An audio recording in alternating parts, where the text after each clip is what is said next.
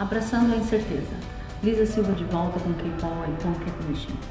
Durante 2 diálogos recentes sobre questões de Minas relacionadas à epistemologia vieram à tona, ou seja, como sabemos as coisas, como deve ser a confiança adequada no conhecimento, como a fé e o conhecimento interagem. Eles estão em conflito perpétuo ou é possível que eles trabalhem em uníssono? O primeiro diálogo contou com uma jovem que me contou como se desviou da fé porque achou Deus tão bruto no Antigo Testamento, exigindo sangue, sacrifício e retribuição.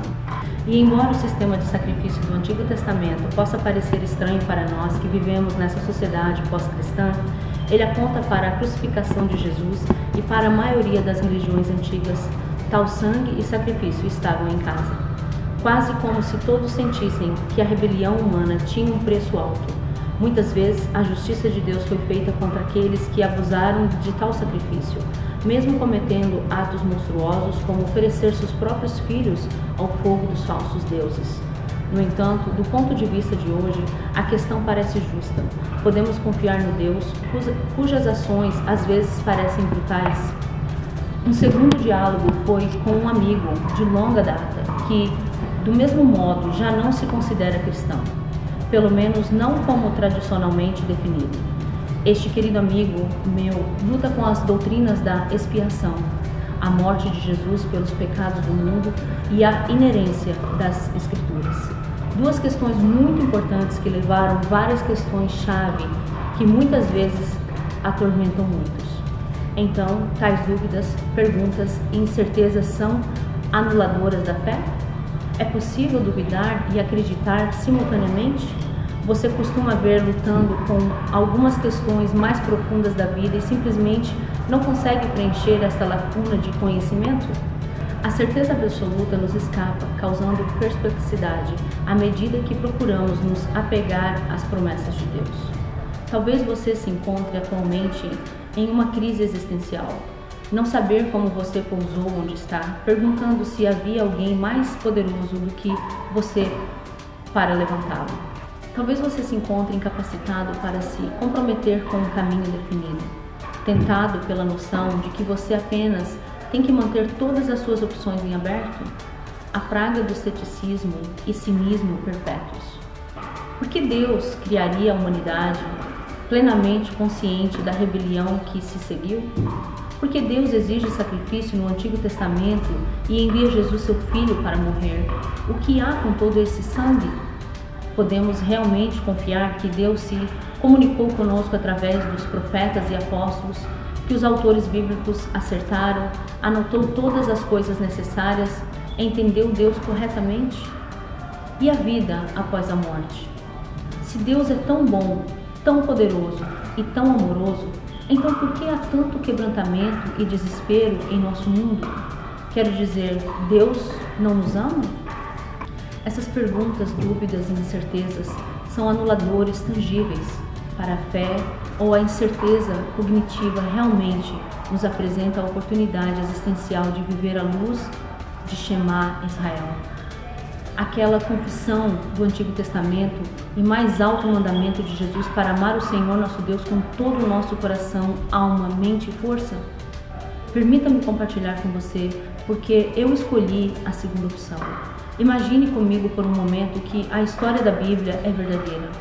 Desde o início encontramos o único Deus verdadeiro, onisciente, onipotente, moralmente perfeito e sempre presente, criando tudo de bom e a humanidade especialmente boa, à sua imagem, Gênesis 1:27, dotada das características de Deus, ainda que em um grau muito menor.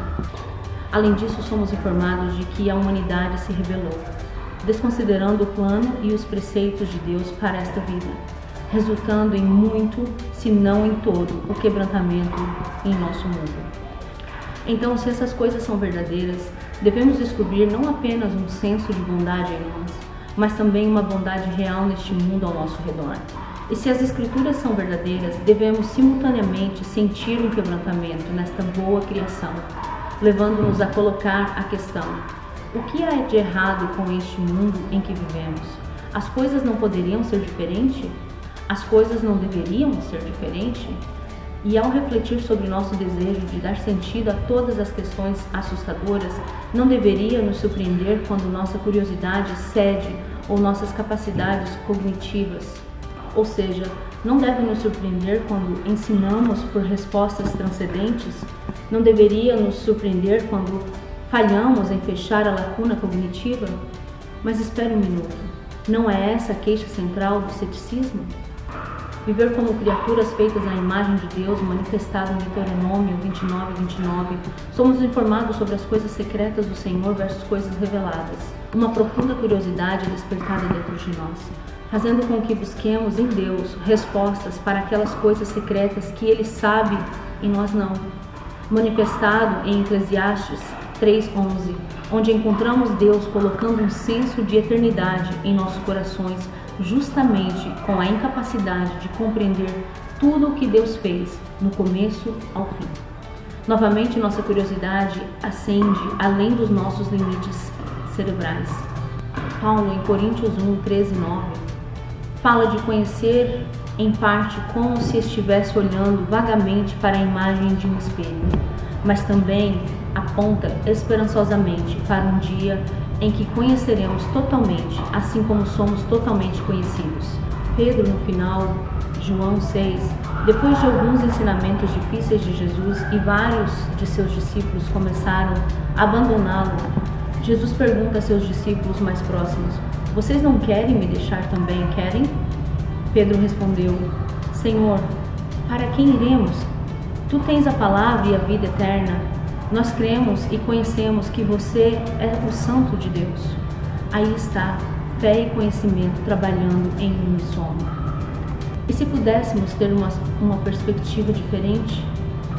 E se o quebrantamento, as perguntas e a profunda curiosidade de nossas vidas pudessem servir não apenas como uma oportunidade para clamar a Deus, mas também como evidência de que a narrativa bíblica é verdadeira?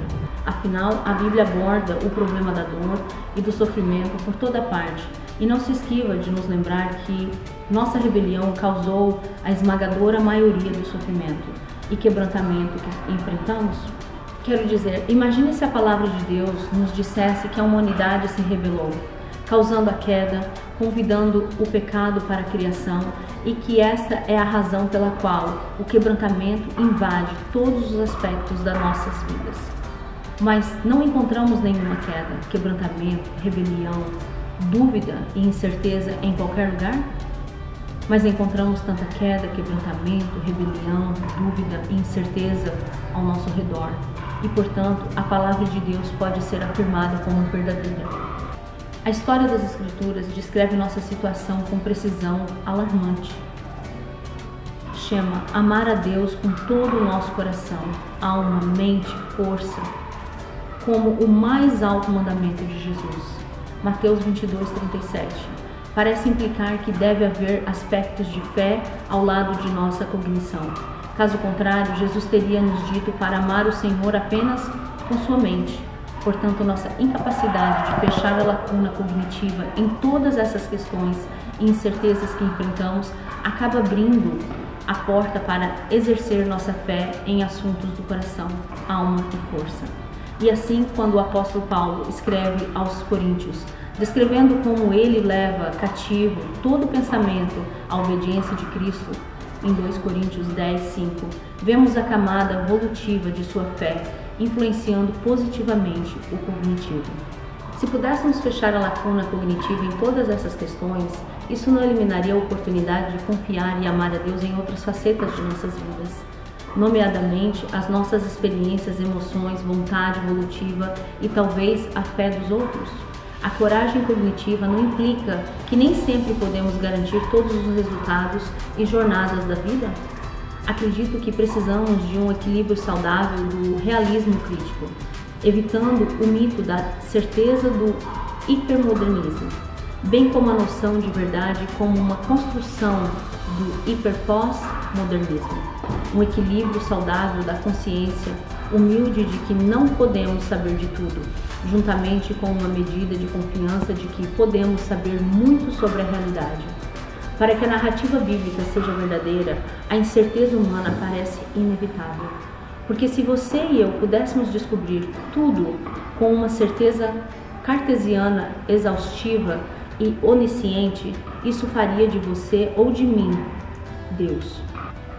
Mas ao mesmo tempo, se você e eu não exalássemos essas qualidades sobrenaturais de curiosidade, transcendência e o reconhecimento moral de que algo em nossa existência está quebrado, você e eu não poderíamos afirmar que a história da Bíblia é verdadeira. Deixe somente que fomos criados à imagem de Deus. A história de Deus deixa espaço para perguntas, dúvidas e incertezas. Na verdade, nossa incerteza cognitiva pode servir como um dos melhores indicadores de que somos criaturas moldadas à semelhança do nosso Pai. Eu sou Lisa Silva, com K-Paul e com Cat Mission. Que Deus lhe conceda a coragem cognitiva de levar todo o pensamento cativo em obediência a Jesus Cristo, enquanto você se esforça para amar o Senhor seu Deus com todo o seu coração, alma, mente e força.